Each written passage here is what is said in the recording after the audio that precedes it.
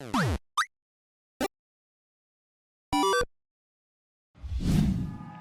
first heard about Starstruck Hands of Time during this year's Bit Summit, and I was drawn in by the art style. Clearly inspired by the likes of Earthbound and Moon Remix RPG Adventure, the game's visuals have been made with a clay model effect, and with a town that looks like it could be made in real life out of cardboard and little toy figures. It's a cool and very unique visual style. But I was not ready for how far Starstruck would take its presentation. It goes places, and I enjoyed every minute of it. Starstruck Hands of Time follows 3 playable characters. First is Edwin, a young boy who loves playing the guitar and dreams of becoming a popular musician like his idol and childhood friend. Dawn, said childhood friend, is our second protagonist. She comes from a family of classical musicians, but has broken from her family's mould to become a guitarist, much to the chagrin of her mother.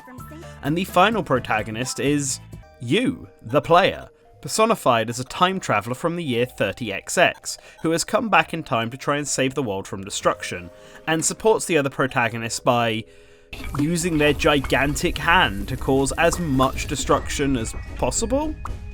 Yeah, Starstruck Hands of Time is a bizarre game, and just like its 3 protagonists, there are 3 different styles of gameplay.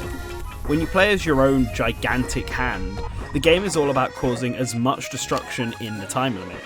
You run through people, grab hammers to destroy buildings, or use screwdrivers to take apart cop cars, all in the name of helping our protagonists advance past what is often barely a hurdle in the first place, like a tiny puddle. It is wild to watch it unfold, but it's not the strangest thing this game gets up to. The next form of gameplay, and the one that the player will experience the most, is the Overworld exploration. This is your standard RPG affair, walking across a world or through a dungeon and talking with NPCs, completing side quests, and finding secrets. It's the type of gameplay that you would expect from a game like this, and not something that makes it stand out. The unique factor for Starstruck is how combat works. The game is a rhythm RPG, and all the combat encounters are handled in a Guitar Hero-like fashion. The notes come from the side and the player has to press the buttons to the correct rhythm, sometimes being asked to freestyle it. You can even play these encounters with an actual guitar controller if you own one. Occasionally, the player will have to dodge attacks, and in these instances the game will shift to an Osu style of rhythm game action. But these sections are few. Most of the time it will be in this Guitar Hero-like manner. You can't really fail these encounters, at least I never did, but you do get ranked on how well you performed, and earn experience based on that. Any song played can also be replayed in the game's free mode, where you can change the difficulty and aim for that top score. These battles are accompanied by original music compositions, many of them being vocal tracks and fully voiced in English, breaking away from the game's usual lov-de-lic style of mumble talk. And lov-de-lic is a great way to describe Starstruck Hands of Time, as it definitely feels like it's cut from the same cloth as games like Gifpia, Moon, and Hylix, both in its visuals and just how bizarre the game will get, especially in its presentation and story.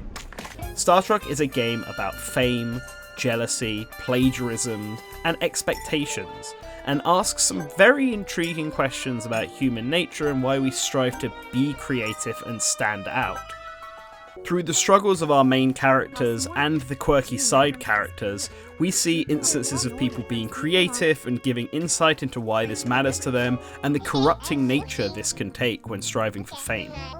This message and story is then presented in an incredibly esoteric style, cutting between in-game graphics and actual recorded footage of real-world events or the real clay models made for the characters that was used in the promotional material.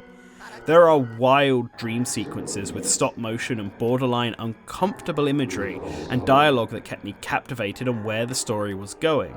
And while I do think it gets a bit too out there towards the end, the entire final sequence is incredible, but also long, and very much an overload of the senses. This unusual presentational style easily elevated Starstruck Hands of Time, however, from being a fun take on the RPG genre to a standout visual story. Starstruck Hands of Time is a game I haven't known for very long, but one I'm thrilled that I did not miss. It's one of the best lov-de-likes I have played in a while, and I immediately dived back into the game on a new file once I'd completed it, just to see what secrets and hidden dialogue I could find with my newfound foresight of the game's events. Potentially go for a different ending this time? If you've never heard of this game, I would highly recommend you checking it out. It's probably one of the best indie games I've played this year. It's quirky, it's emotional, and there's a giant hand that destroys everything on screen. What more do you need? Let me know if you'd heard of Starstruck Hands of Time before this review. If not, let me know if you're interested in checking it out now that you've listened to my review. A special thanks to the developers for sending us a copy of this game. Its release date really snuck up on me, but I'm glad I didn't miss out. Alright, I want to thank our patrons. The $5 plus tier are on screen right now. You can join them by going to the Patreon page that is linked below or linked on screen. Make sure you like, comment and subscribe so that you always remember to return to the source.